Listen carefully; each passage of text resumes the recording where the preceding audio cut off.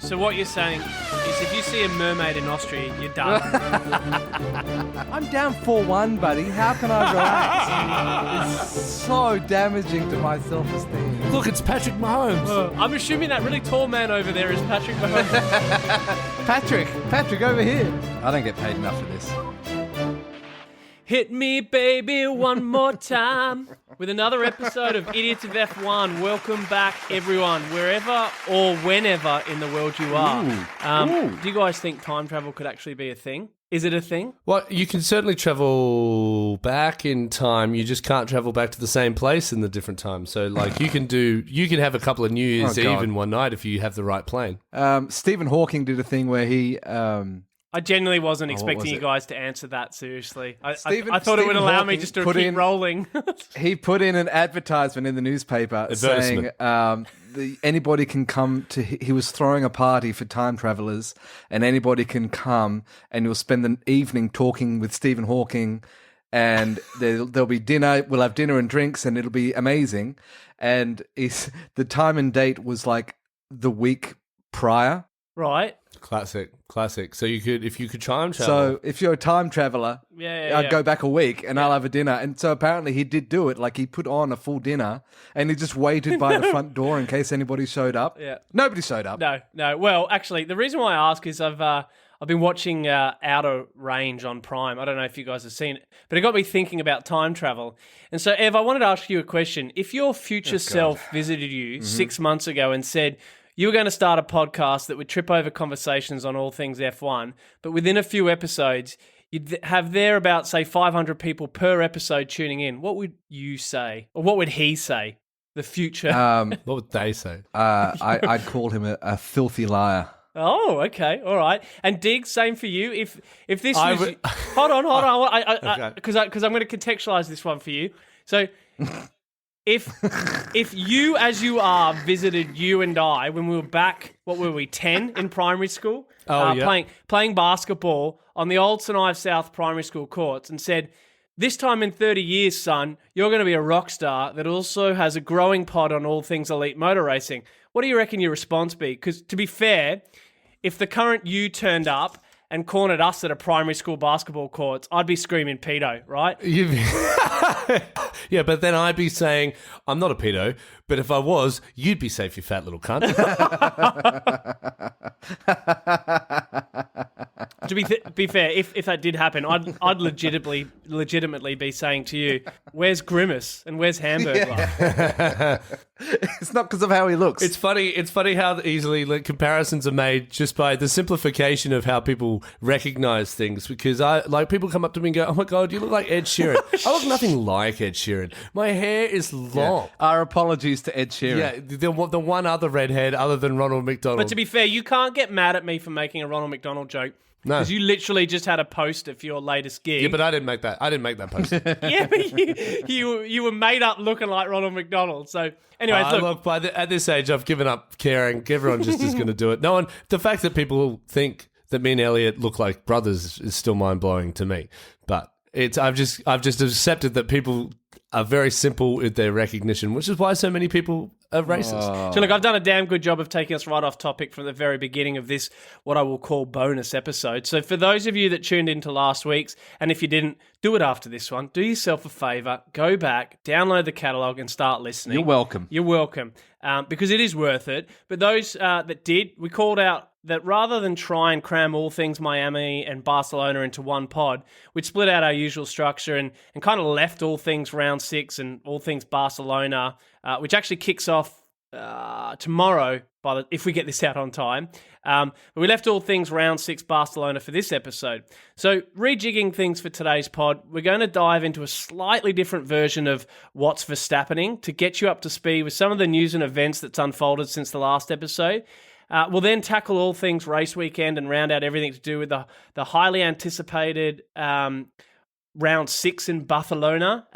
But then also we're gonna just for the sake of it, because we love it. It seems to be quite a highly anticipated piece of the pod.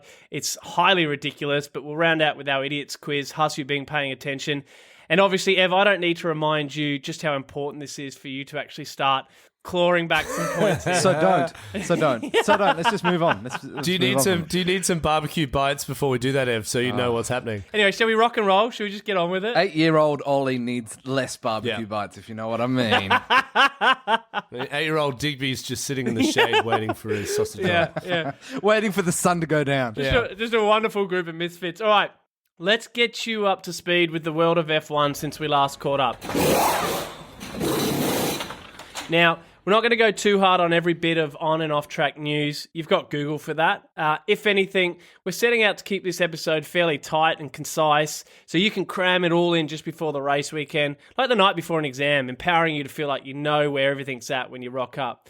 As frequent idiots who tune in regularly would know, often we round out each episode with what's Verstappening, which is pretty much a quick fire round where we chuck a few things out into the ether about that's happening in the F1 world. And then these two fine gents with me will pretty much go round for round commenting on a few big pieces of conversation.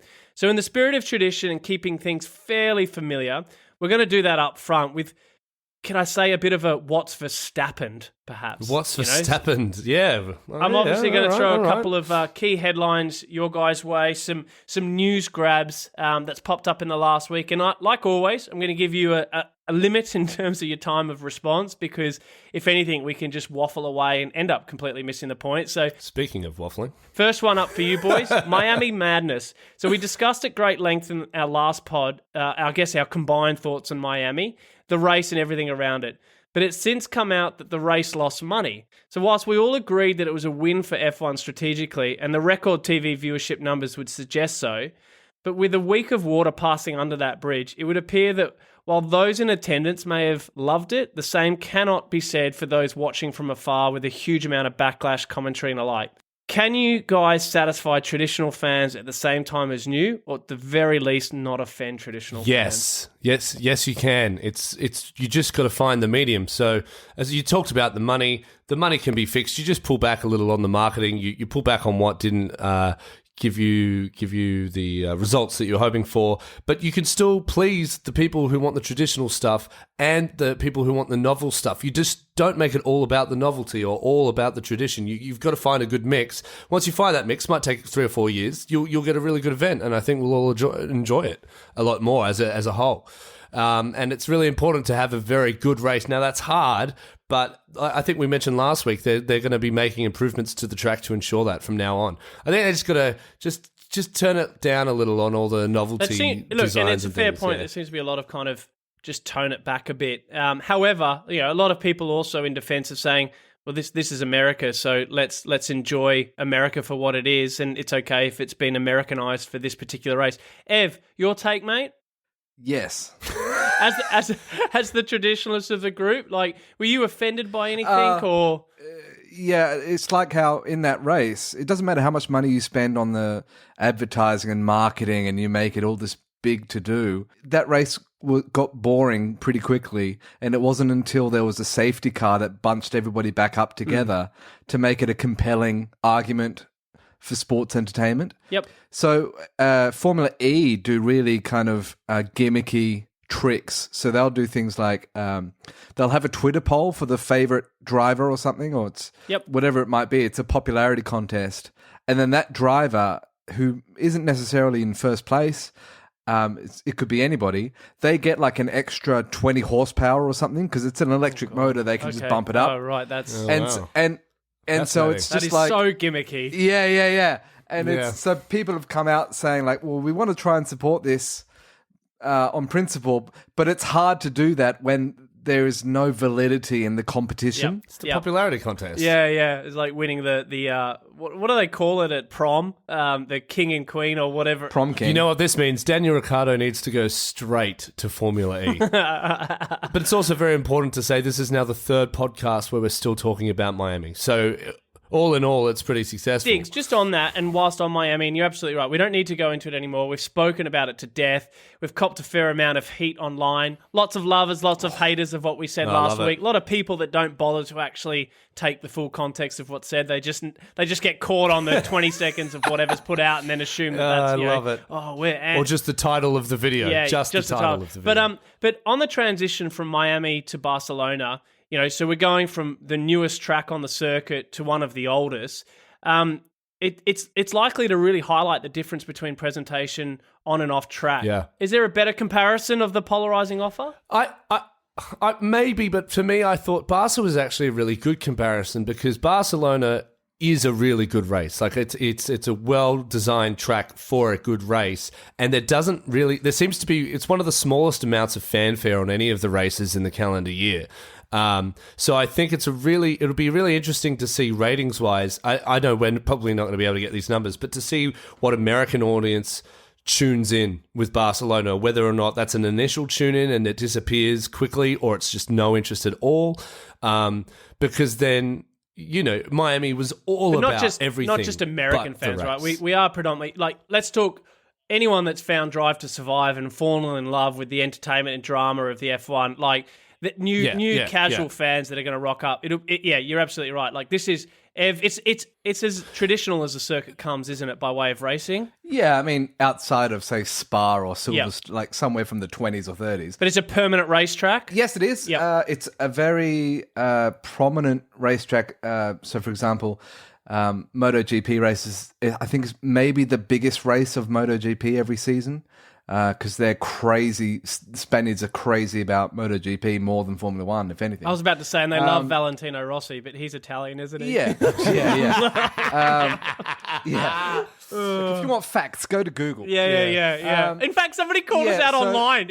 Just look at the name of these people. If you want facts, you're not going to get it from them. That is the most repeated comment on TikTok. Just read their name, guys. But obviously, mostly from people who don't know what they're talking about. And it's a great way for them not to have to provide any real information. There are people who dislike Barcelona that feel it's a boring race track. I think a lot of these tracks are becoming victims of cars that are too big. Yep.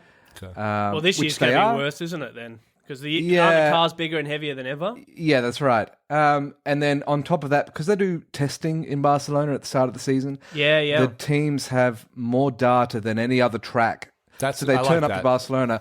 They already know exactly what they're going to do with setup, or they should do at any rate. And then they kind of turn up, and it's not as much of a test as what it should be. So less surprises. So they probably shouldn't. Yeah. But no, it's always it's always beautiful weather there. It's always it's a very aesthetically pleasing track in that the corners swoop and it's really it's not like a Tilke track. Which has massive long straights and then 90-degree turns. Can I ask you both? Yeah. And I don't mean to polarize you. I don't mean to polarize you both here. But Ev, starting with you, and again, I appreciate it's hard to look back in hindsight at the same time as way up now. But if I had have asked you 2 weeks ago, what are you looking forward to more, Miami or Barcelona? What would you have said? And Digby, same to you afterwards. I would have said Barcelona because I always thought that. Even fundamental things like the racetrack itself at Miami. Miami's built on a lot of not clay. I forget what the stone is, but they use that stone in the production of the asphalt.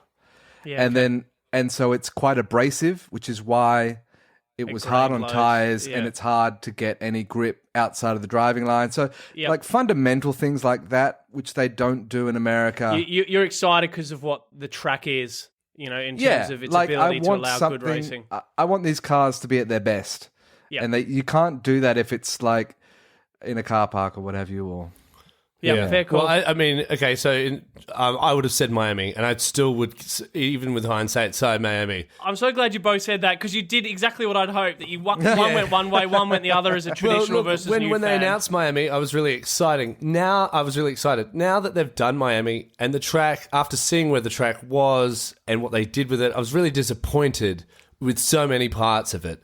And I was overwhelmed, and all the things I feared about it came true. But you love that Chuck Leclerc has come out of it. Chuck, I'm never going to call him Charles again. All right. Actually, just this last point in Miami, there was you know how the track went underneath an overpass? Yeah. Yeah, they blocked that off. The highway off. patrol. Yeah, the highway patrol blocked it. I'm like, unblock it. I want to see traffic. Like, I want to see people you see car crashes. You just see a bunch of idiots running into the back of each other. What's the point? Hey, it's meant to be a Mario Kart track. This next one I'm really excited to talk to you guys about because this next point, Michael Massey mess. All right, so after a substantial piece of human error that we've all spoken a lot about that cost Lewis Isn't Hamilton... Michael Massey messy? Like, isn't that going to be a better, more succinct? That's better. Well, there you go. I don't want to tell you how to do your job. Michael Massey messy. That's a tongue twister. So after Messy a substantial Michael piece of human error that cost Lewis Hamilton his 8th World Championship in the final race of last year's competition, Michael Massey was fired. I'm putting up my hands there as inverted commas as part of the fallout of the what the fuck inquiry. So earlier this week, however, FIA President Mohammed bin Salim. I'm just going to say I can't pronounce it. How do you pronounce it, Ev? I bet he you doesn't can't. know. He's just making noises as if he'd done a bad job. All right, so FIA President came out and revealed that Massey could make a dramatic return. Now, granted that this has come from the ever-trustworthy Daily Mail, but in line with the jury stuff last week, which people have slammed and kind of said, oh, you're targeting Lewis over this, and it felt somewhat trivial, but based on the potential of Massey coming back, the jury stuff, is this the FIA standing up and putting the F1 on notice that they are not above the FIA, that they are the ones that make the decisions, and F1 needs to accept them? Yeah, look, to be fair, Michael Massey was the only candidate for that job last year. The guy before him had done it for like 20 years, and Michael was the only one who stepped up to be an understudy for a couple of years so that he could then move up into that role and then obviously shit the bed. And then, so he is actually the most qualified probably in the world for that role. And in saying that, you would imagine he's smart enough to learn from his experience and his failures, and I trust that he'd come back stronger. Either way, I don't feel like it was ultimately his decision, and he was just told what to do, and they've kind of probably gone through all that. Now the fires have died down. He can come back in and go, all right, now I'm back and I'm doing my job because I'm fit for it. And maybe that's kind of where my thinking was, Ev, is this idea of what you're saying that, last year it felt like there was there was access for the teams to obviously Michael Massey and stuff like that, and the pressure that was put on these guys. So this, to your point, like we all joked around that maybe it was the Liberty and media execs on the phone to Michael Massey in that last race saying, "Let the fucking boys race, otherwise know."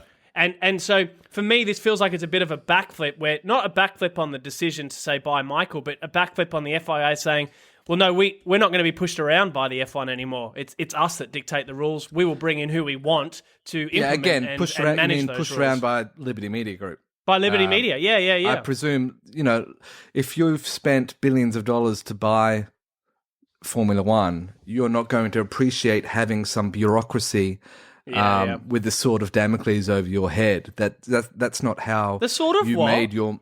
The sword of Damocles. It's just saying the sword of Damocles is hanging over your head like something's about to go bad and you're about to die. Is it a big sword? I don't know. Okay, there you go. No, it's a great saying. I've never heard of it. All right. Oh, my God. Very good. Okay, next one. Nick Nack Latifi Whack. There's been a lot of talks out of the Williams camp this week. Give a dog a bone. Give Albon a bone. There's been a lot of talks out of the Williams camp this week. As 2019 F2 champion, Mercedes Formula E champion last year, and Mercedes prodigy Nick de Vries was announced to be debuting in an F1 car when he takes the track in FP1 with Williams this weekend. So we've spoken at length in previous episodes about the future of Latifi and just how far off he is the rest of the pack.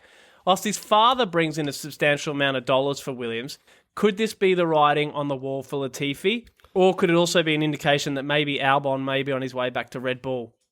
Well, look, it's hard to tell. It's all speculation, really, because Albon's doing a great job. That's so Williams what we don't want to get rid do. of We him. just speculate. Yeah, so to me, it feels more like perhaps if Nick de Vries coming with a lot of money, because if he's got the money, then I'd say Latifi's gone and Williams want to hold on to Albon. But if he doesn't, then it seems like Albon's doing a good job. He might be going somewhere else, and they're scared of losing him. So but what a combination! To replace I think that you can see now that these paid drivers who like Mazepin and there's a few out there, but the amount of money, say Mazepin was bringing was something like 30 million, and I think that's what Perez is bringing as well. If they are offering you nothing in terms of visibility on the track, I would rather take somebody who may only have 20 million in several smaller corporate sponsorships, but who is a proven winner. I mean, imagine if you had George Russell and Albon, and they're both kind of fighting consistently to get into the top 10th 10. and 9th. Yeah, that's so much better than like 10th and 20th every week. And Latifi crashing into Stroll or someone else every week. Like if it's only a $10 million difference, I'd rather have two good drivers than a free ride. Well, look, anyways, it's an exciting proposition, the idea of, and again, he's just gone from winning F2 to winning Formula E. Like, he's clearly an unbelievable driver, and I think it's worth tuning in for those diehards that do kind of schedule their viewing to watch practice and all that. Like, this is definitely a practice you want to tune into. Speaking of viewing, next topic, Vettel viewing. So during the week, 4-time world champion Seb Vettel appeared on BBC's political talk show Question Time. Whilst perhaps seen initially as an odd thing for a racing car driver to do, in typical Seb of current fashion, he came across incredibly, well articulate, well knowledgeable on a number of key agenda items. I think actually there was a lot of people that were joking about the fact that you can get a race driver on there that talks more sense than these people that, are political individuals that should know more about certain shit, and they're terrible. But look, it was really interesting because he was asked whether him advocating for climate change whilst driving an F1 car made him a hypocrite, to which his response was, "When I get out of the car, of course I'm thinking, is this something that we should do?" Now, for me, and I think for a lot of commentators, they're looking on and thinking, well, he's obviously wrestling with himself. Could this be the last year that we see Seb Vettel in F1? I think it's easy to be immoral, I guess, when you're winning and you're the champion. It's very hard to think of anything else but the success that you've got. It'll be very blinding, I imagine. And now he's in a more realistic human position in the back of the pack. It's easy to kind of question whether you should stay or go. So are you saying you become more altruistic if you're a loser?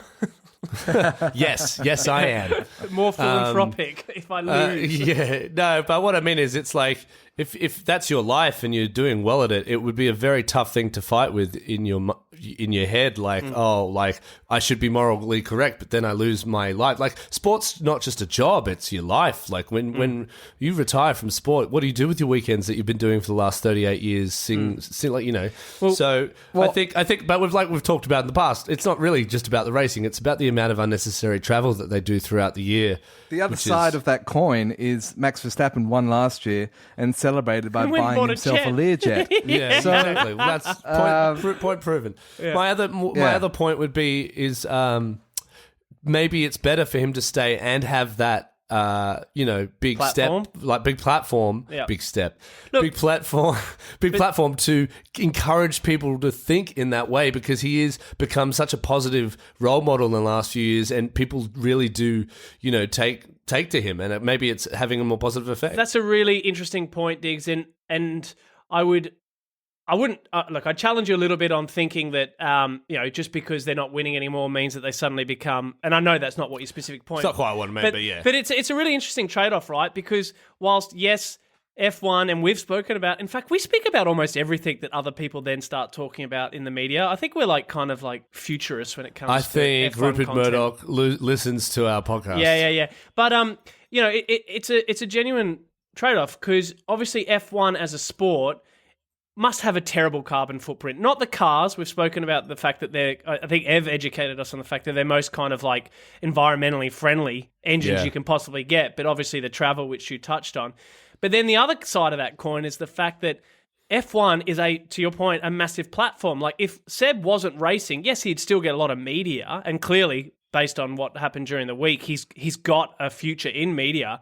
But to be able to get in front of, again, even though ironically Ev couldn't remember what was written on the fucking helmet last week, it is a wonderful platform to put key messages in front of millions and millions and millions of people at any given moment. So it'll be interesting. But Ev, I'd be keen to get your point on your thoughts on Vettel retiring. But just to add to that in your response, do you think we could ever see Seb driving Formula E? He's never shown any sort of inclination towards it. I do think he's done. I think that this will be blatantly obvious when you look back on. He hasn't had a haircut in 6 months. Yeah, that's right. He hasn't shaved in like 6 years or something. Ever since he left Ferrari, and by all accounts, his new boss, Lawrence, is just an absolute awful human being. Allegedly. He's allegedly terrible to work for. Not to say nothing for. We're going to touch on this later on, but they are themselves bringing in upgrades for Barcelona, but not for Seb's car. It's going on Lance's car.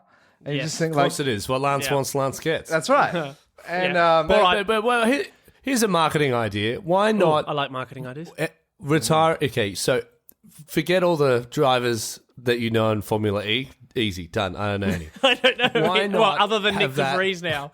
I don't even know Why if not that's how you have that pronounce as the it. retirement league for all of F1 drivers? So once you move on from F1, you go straight to the Formula E, and that's kind of like your winding down years. The MLS in America and Yes, the A-League here in just like the Australia.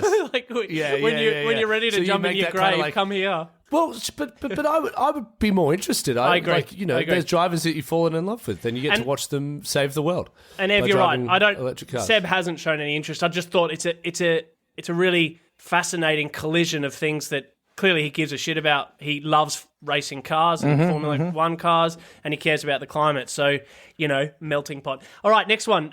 Speaking of world champions, Alonso action. Fernando Alonso has expressed a desire to stay in the sport and stay with Alpine this week. But his contract end date is beginning to find its way into mainstream conversation. So we mentioned last week Alonso's actually off contract at the end of this year. With current F2 champion, get this guys for a fucking pedigree, former F3, F4 and Formula Renault Euro Cup champion Oscar Piastri sitting in the wings, do Alpine go another year with a previous world champion in Alonso, or do they invest in the future next to Ocon with a potential new world champion in Piastri? Well, as an Australian, you take Piastri, but as not an Australian, I also think you take Piastri. I'm over Alonso. Hey, I don't want to see anymore. He did his thing. He already retired once. He had his fanfare. Enough. Like, he's a good driver. He's driving really well this year, but he's not really to me, he doesn't really add anything to the sport. I want to see some new talent come in for them. Ocon and Piastri, I think, would be a great little combo. Yep. Ev?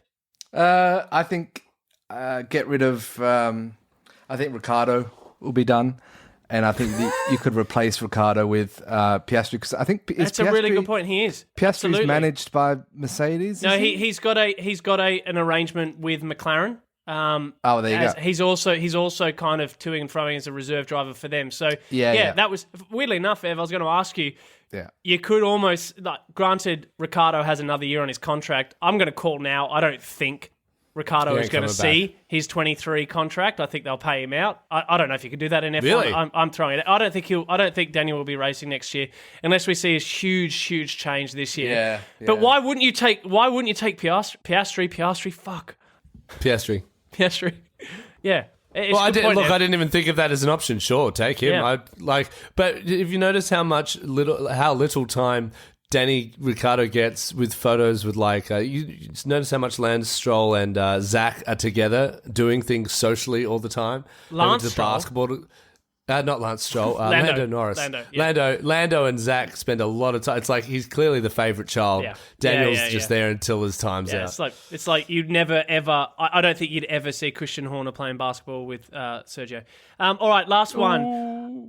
Upgrade Utopia. Barcelona is traditionally regarded for being the track where lots of teams will bring their first substantial upgrades to their cars due to the proximity to the team's HQ, and also to the point, Ev, that you mentioned earlier, that the fact that the track is used for winter pre-testing, so it provides a really solid comparison for where they are to where they were. Can we expect the same again this weekend, and whose changes will have the biggest bearing on the competition? God, I hope so. I hope there's some fixtures. Like, Mercedes tricked us into thinking they'd fix things at Miami, and we really fooled with that one. We'll get to it later, but Red Bull's claiming some massive changes. So expect to see if a lot that's from true, them. they're going to be miles ahead. Ferrari need to do something because they're too slow, and it's impossible for them to stay in touch at the moment. Ferrari are bringing big upgrades.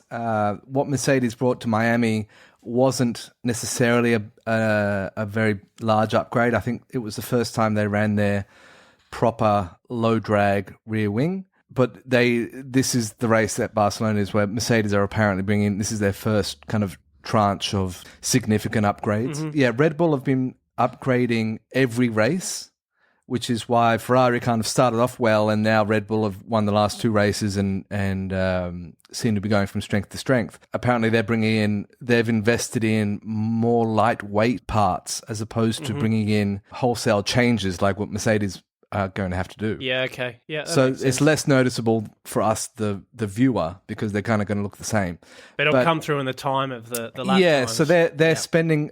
It'd be fascinating because Red Bull are spending all their money in the first 6 races, and we have to remember. Well, is that true though? Because you're right. There was a lot of chatter about the fact that Red Bull have, by all accounts, estimated to have spent 70 to 80% of their cap already. But then I think old mate Helmut Marko came out and said we've spent 20% or something. I don't know. Yeah. Look, you never know what's because true. he's so trustworthy. Yeah, you know to take his word when he's talking. Well, you have to keep in mind that whatever money you're spending is on development for next year's car as well. Yeah, and actually on that point, Ev, and so again, you can't just spend all your money this year. we're going to talk upgrades a little bit in a second, but just on that point, again, our friend of the pod, Christian Horner, had come out this week again and actually said that he's so surprised of where Red Bull are because they'd spent all their money and time investing in last year's car that they didn't expect to be in such a good position this year, which, I don't know,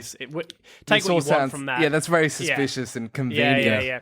All right, okay, look, following that beautiful roundup of what's Verstappened, and I hope everyone appreciated our ability to kind of jump into a couple of key headlines there and give you a bit of an update on it all.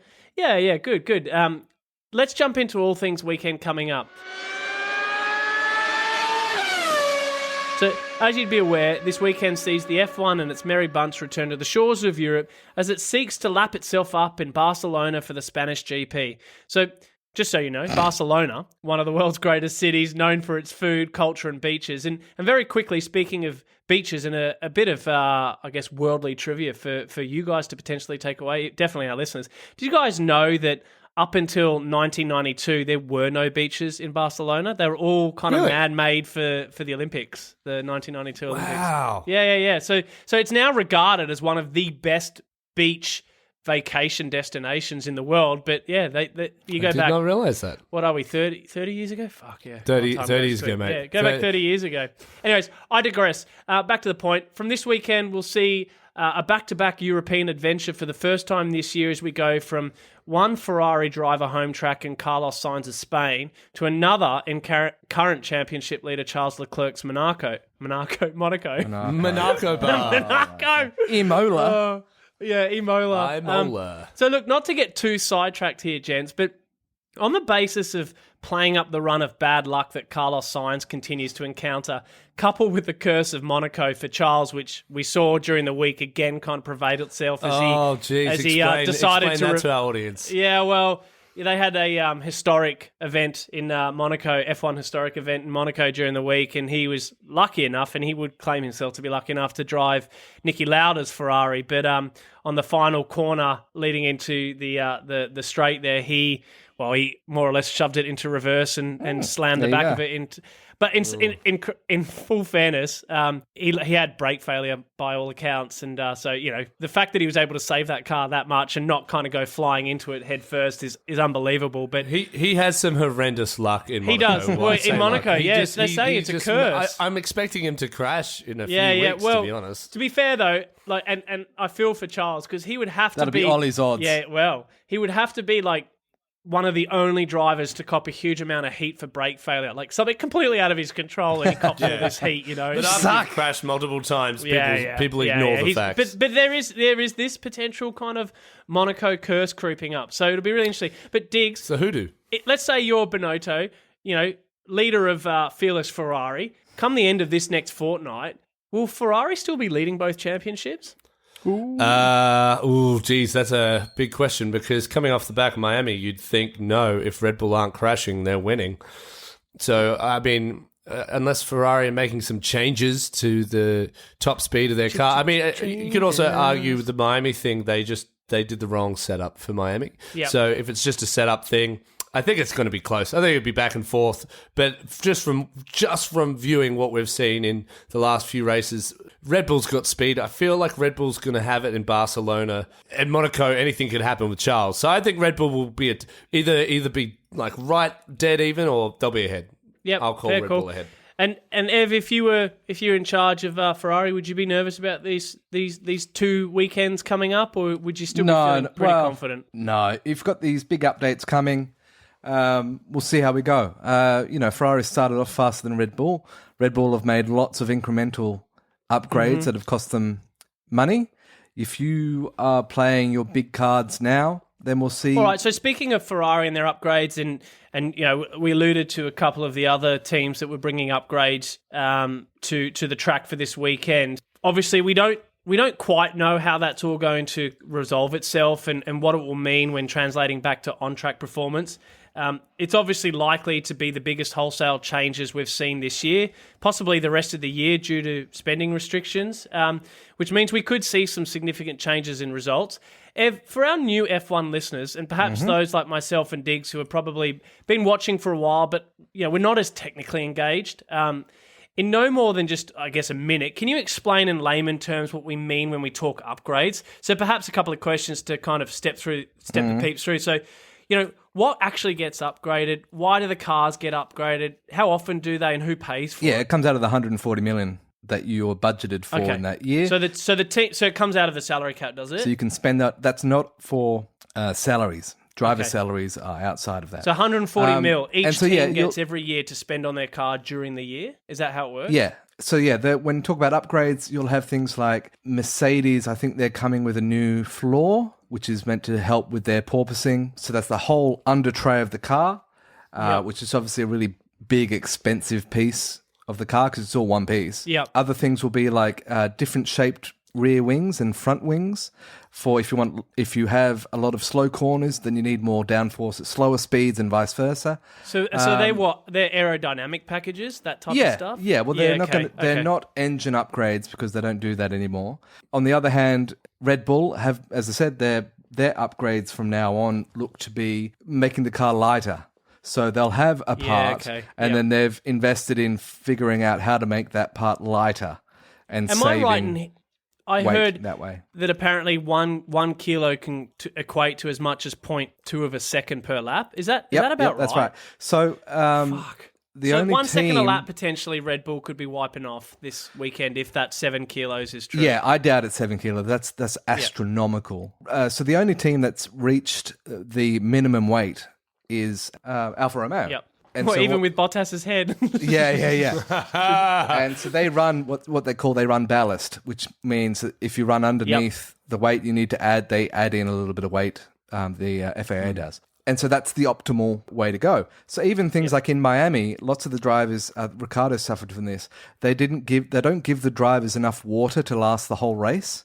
So because of the weight of the water, and you're only drinking it or sweating it out, it's never leaving the car. It's like 3 kilograms of weight that they lose during a race, isn't it? Yeah. So that's they're that Small boys too. they're that mean, and so when you're at a really hot race like at Miami, those guys were actually in a red zone in terms of dehydration. Yeah. So Alfa on the Romeo, losing weight thing there, Ev. Yeah. I heard it was a couple of weeks ago, but Williams were trying to kind of strip paint off their car. Yeah. So or lots of the cars, I think all of the cars now have black kind of spaces where they don't even bother with paint anymore. They're not painting them. And it's just bare carbon fiber. So Alfa have only been competitive because they're the lightest car. Yeah, okay. That's why they're going as fast as they are.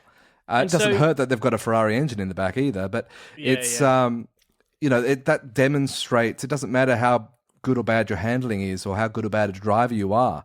If your car is a second faster than the next guys, you're just going to zoom past them. And so the teams, they're constantly working. And so when Lewis throws back, I want to thank everyone in the garage. Yep. It's because everybody's working around the clock, are they, to find performance gains? That's predominantly what this is all about. It's an awful work-life balance. Yeah. And you're trying to chase dragons and it's just test and learning, isn't it?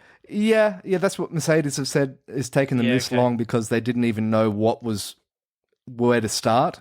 Yeah. And so there's no point in just throwing upgrades at the car if you don't even understand where your starting point is, which is very kind of wise, obviously. Yep. But yeah, if imagine being at work and being told to do a project that you're working overtime on, and then overnight that project gets cancelled and never picked up. Yeah, exactly. Yeah, and apparently that's what it's like for these engineers back at the factory. Right.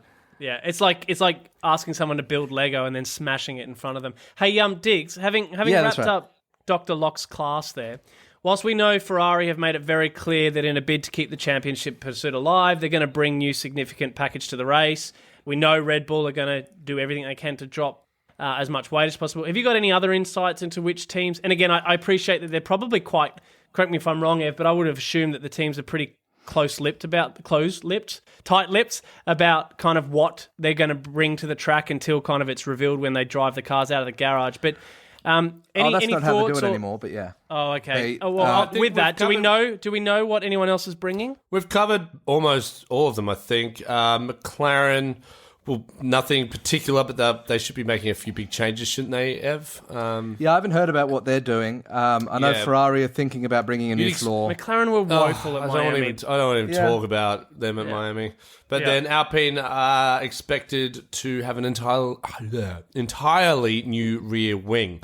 So hoping to see a bit more performance from them this weekend. I think they've shown a lot of potential. So if that is a workable upgrade, we'll probably see a much higher position for the two of them. And Ev, you mentioned earlier that Aston Martin are bringing changes, but Vettel won't see them. Yeah. Diggs, any idea in terms of what do we know what Lance Stroll is bringing? I've got a sandwich in my mouth. You're eating. So professional. Look. They've suggested that the upgrades to Stroll's car probably amount to like half a new car, which would be quite obvious and visible. So okay. I'll be interested to see how that goes. I mean, it's still Stroll behind the wheel, so how much could it possibly do? Hello to all our Stroll fans. Hey, all that said, let's talk about what we know about the track, being the technically qualified commentators that we are. So, again, we mentioned this earlier, it's been a long-standing feature of the F1 fixture. In fact, last year, I think it was its 30th straight year. And to Ev's point, it's the home of winter testing. So all the drivers on the grid would know this track really well. Now, whilst I believe, correct me if I'm wrong, Ev, or please jump in here, it's somewhat a track with a reputation of being boring. And I don't mean to kind of deflate people in our bid to grow the sport and get people to pay attention and tune in for it, but it has a bit of a reputation. That said, It's got a great mix of high and low speed corners with a couple of really challenging turns. I think because it's a big track. Like it's quite. It's not as big as Spa. Like Spa is like 3 times what any normal track is. But you think about Austria, which is the shortest track. Those corners come quick and fast, whereas at Barcelona, it's a traditional track like Silverstone. But you're never too far from like a good set of corners in Barcelona. No, like that's that big right. Opening corner is amazing, and then it's there's not incredibly like Miami had those incredibly long straights. You're never far from a good few corners. I think it's weird to think of because I'm only new to the sport. Obviously, the last 5 years. Yeah, your guys' memories really of the track is boring. But your memories of the tracks are perhaps unbelievable. Perhaps it's because usually it's earlier in the year, isn't it? It's usually around round 5, round 6, I think. Yeah, because that's when the teams tend to bring their developments. But Ev, the changes. Knowing what we know and knowing what you know about the track, who is and isn't bringing upgrades, and historically who's kind of done well at this track. Yep. Who are you expecting to fare well this weekend, and who are the winners and losers? Who's going to struggle? Don't give away the Ollie's odds because but more in terms of like performance. Who are you expecting to see really do really well and do really shit? I think Ferrari might do really well. I think that they started well. They didn't upgrade while Red Bull have. And so that's why Red Bull have started to pull out in front. I think that Ferrari were smart enough to have such a solid base to build off of, that can only bode well for them. Yep. And then I think that if Mercedes are bringing in, if this is going to be their first big investment in upgrades, then I think that's got a lot of... That'll be exciting, given how well they did in, admittedly, only the practice sessions of Miami. Yep. But they did genuinely well when good teams were struggling. So with any luck, that could be that. Well, if you're a Mercedes fan, with any luck, this could be them turning the whole season upside down. All right. Well, with that, let's talk Ollie's odds. Here they come. It feels like a lifetime ago, but as we noted in last week's Miami post-diagnosis, I had a pretty terrible time out for the last race. In fact, it feels like I'm having a bit of a slump in form after starting on such a high. I feel like a bit like Ferrari, you know. I got 3 in a row, and not that they got 3 in a row, but, you know, I had a couple of wins in a row, and then it's just all kind of gone backwards a little bit. But look, let's not loathe on the past, and let's build hope in the future. Looking at this week's race, drum roll please, gents, for podium. And we'll only do podium. I'll do top 10 over socials over the weekend. But for podium, I reckon you're going to have, and I know I got burnt badly by this, and I'm sorry. Don't do it again. Carlos Sainz in first. I think he's going to grab his first ever win in his home country. God's sake. Most pressure he's had all year. Yeah. Have a wank, mate. You'll be right. And then I think we'll have Max Verstappen in second. And again, so Ev doesn't get access to my Ollie's odds before we catch up, but he did call out Ferrari and Mercedes. And just to reiterate my comfort in that, I'm actually calling a Lewis Hamilton in third here. I'm banking on the upgrades being something special. What? Yeah, what do you reckon, boys? Mercedes drivers. Wild That's the one swings. you're going to put up there. Yeah. Of all Mercedes drivers, that's the one I'm going to back. Yeah, the 7-time world champion, mate. It's won more races Who's than done anyone. nothing all year. Yeah. Imagine, Well, what do you reckon how of that? bitchy Helmet and Christian will be Yeah. if Red Bull Can you aren't even in the imagine? top 3. Oh, Oh God. man, can you imagine if Lewis wins this weekend? Oh, And- I mean, yeah. how And then the F1 world, and Perez beats Max. the F1 world is going to go like bonkers if Lewis wins. Like, it is going to be seriously amazing. But what do you reckon of that, boys? Are you backing me in here, or you think I've lost my mind? I think you've lost your mind. Yeah, I think Oh, you've lost fuck you. My odds are that you've lost your mind. It's Yeah, one, I think- one to one I odds. think- I 1 to think 1 odds. It makes sense, but I wouldn't put. I would always put Charles ahead of Carlos until he proves. But look, I me could roll otherwise. into this week every week and just say, oh, it's going to be Max, Carlos Charles, Carlos, or Yeah, eventually Max. you'll get one of them right. Yeah, but I like to mix it up. I like to have at least a bit of a roll of the dice. Like, if you're going to have a tipple, bet big. But to be fair, I genuinely believe that the winner of any Grand Prix on the weekend will be the driver who has, and quite possibly all year, Haas been paying attention. All right, you know what that means, boys. You know what time it is. So, after the diabolical nature of last week's quiz, and to be honest with you, I was quite embarrassed at how that unfolded. But That was bad. then going back and listening to it, it was very funny. I actually thought I was going to get away with leaving this out of today's bonus episode, but as a pod favourite, and well, to be completely fair, with Ev needing every opportunity possible to rein in the lead that presented itself from you, Digz, here we are. And Ev, I'm going to reiterate this every single week. You are genuinely our F1 expert. Like, just, that's the funny thing about all of this for everyone out there. Now, Funny for me. Granted, you were a couple of beers deep in last week's recording, so, you know, I had food poisoning that other time. Yeah, you had food poisoning. You've had a bad run, mate. I'm like You've had a- Lewis. I just got COVID. Yeah. But look, anyways, I feel that somewhat this is the absolute epitome of what being a sucker for pain looks like enduring this segment as I watch you guys trip over yourselves. But to be honest, it couldn't be more on brand. The idea of being the idiots of F1 really comes to life here. It's very, very, very rare that this goes swimmingly. I think over the course of the first few weeks, we're probably at like a 20% correct ratio here. Maybe less. Probably I less. actually can't draw myself to look at the notes. But I think an average score of 1.5. yeah, it's not good. But here we are. Digz is leading 5-2. Ev, I feel like I say this all too often recently, but this is your chance, pal. It's only 3 points. It a can long change season. in just a matter of weeks. And as a reminder for those listening, there is more than pride at stake here. The loser of our pod quiz come the end of the season will actually have to donate $500 to a charity of the winner's choice. So stop fucking about. For the children's sake, for the dog's sake, for the whatever charity or cause you're backing, I can't actually remember. We'll revisit that in a few weeks. So let's do this. Digz, do me a favor, please, mate, and give the people your buzzer. Carlos again. Carlos again. Yes. All right. Car-loss again. Oh, and very also good. Carlos. Yeah. I didn't labour on about the fact that we are a tripod again, but yeah, good play on words there, mate. Well done. Yeah, just in case everyone thought I was meaning positive, I meant negative. Yeah. I could see Ev thinking very hard here because I feel like he puts all his energy into getting this right and then fucks up the rest of the quiz. What you got Makes for up us? for his poor performance. What you got for us, Ev? 80% development spend. Oh, ripped from the headlines. Ripped. How about just keep it at 80%, hey? 80% so we're not like tripping over each other's buzzers. Maybe don't patronise me. Yeah. All right, here we go. Maybe shut the fuck up. Question 1. Right now, the key learning out of last week's episode, and just a little side tip here for you, Ev, is just to listen to the question. So here we go. Shut your fucking mouth. Don't listen.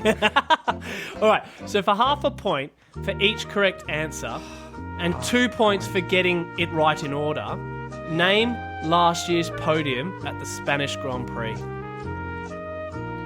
80% development spend. Here we go. I'm going to say... Give me your first. Who came first?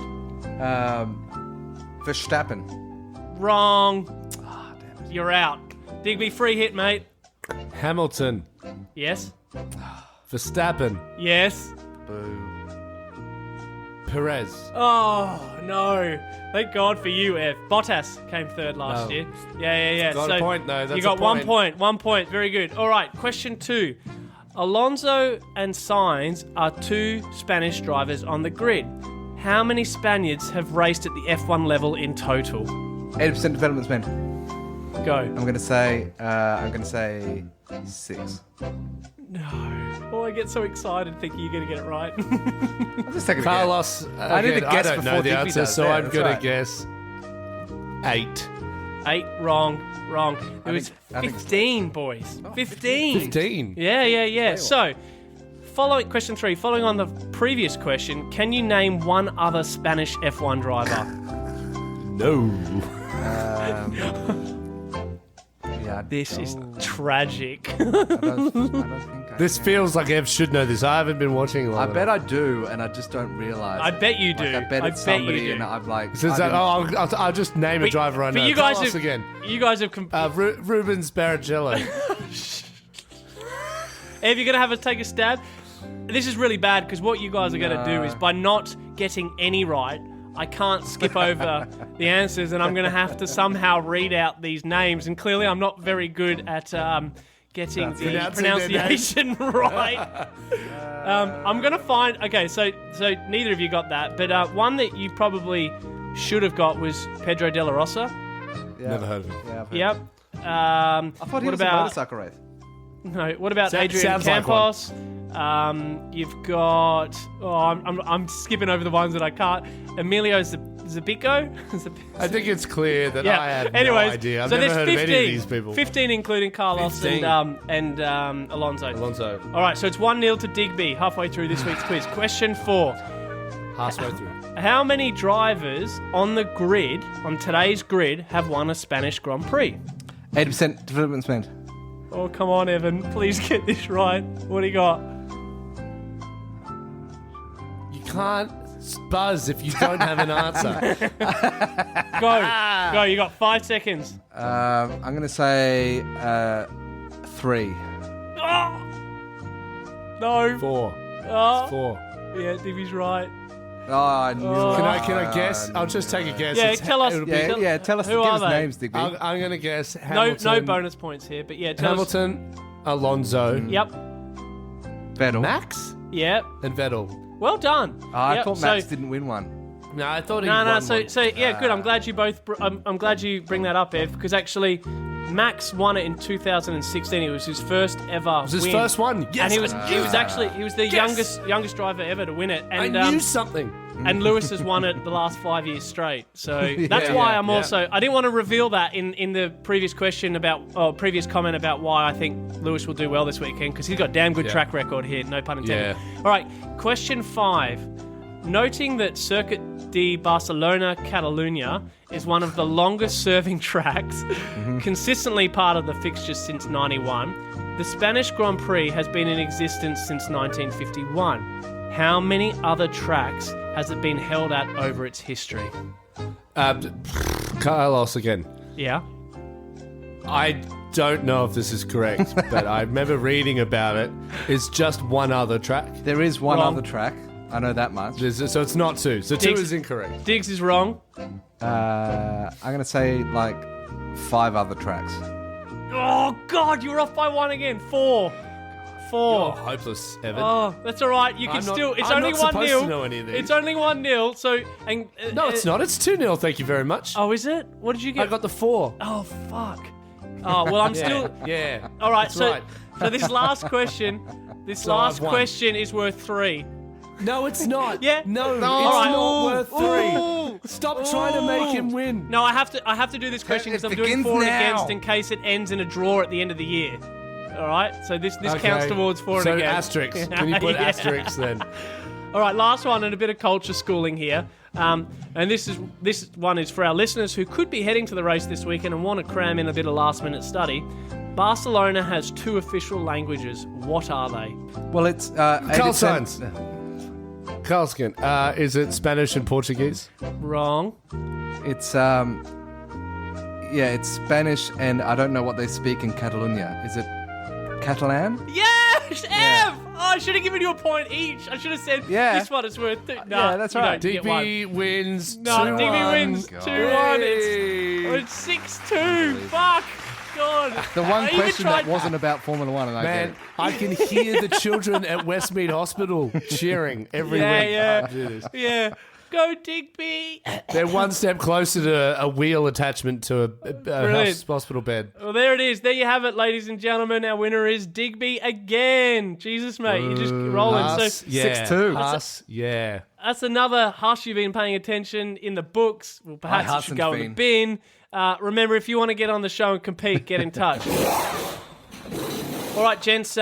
Finishing things off a little differently this week with the bonus episode, but that's it. That's our checkered flag. But quickly, before you do drop off, Diggs. Now you're going to be touring England in a few weeks' time. Then you're taking a gig off to head to Austria for the Grand Prix, but you've lost your +1. So I thought I'd actually do some wingman duties here and put the call out to any of our European listeners, or actually anyone that might be heading to the Austrian GP.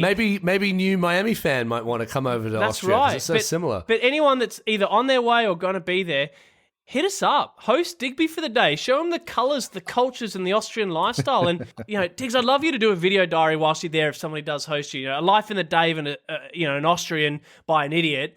We'll come up with a name later. But come on, peeps, shout out and let us know. I have a spare ticket. I've got a spare ticket to the race. Actually, that's a good point, Diggs. And you just touched on it. You've got a ticket because obviously, you got the 3-day pass. So if you live nearby or you can afford to get there, but you can't get a ticket, let us know. We're going to get you on the show for our quiz. And if you beat Digby, you get a ticket to the GP. So I've just volunteered that. Yeah, but and I'm guess assuming what? And that's just, with I'll you, make it Diggs. real easy for you because I would love to have someone there He just with wants, me. He just wants a Formula One friend. So spread the word, peeps. Tell everyone and anyone that you know, get in on this amazing opportunity. So, anyways, look, self-promotion aside, thank you again for tuning in on all things Spanish GP. And look, to be honest with you, you're actually only possibly a number of hours away, depending on where in the world you're located. Remember, if you've had a giggle, you've learned something, you've genuinely just enjoyed the chat, please do rate, review, share, and by all means, as I've mentioned, get in touch. All those points of social proofing go a long way to convincing other idiots out there they're actually worth a listen. So please do jump on and use your thumbs and give us a like, give us a few lovely testimonials, give us a few stars. We'd really appreciate that. Come argue with me on TikTok. Come argue with us. me. Yeah, he does love an argument. So again, on that, if you haven't already, give us a follow on the socials. TikTok and Insta, absolutely. We're also on Twitter, but probably not as active, getting better. We continue to pump out lots of stuff, and to Dig's point, we do tend to rile up people. As mentioned, we'll be back again next week to review all things Barcelona and ready you, ourselves, for Monaco. So until then, gentlemen, lovely to see you again. As always, we are day your to you. idiots in racing. See Play the music, you Digby. next time. Play the music, music. gets out of here. Yay.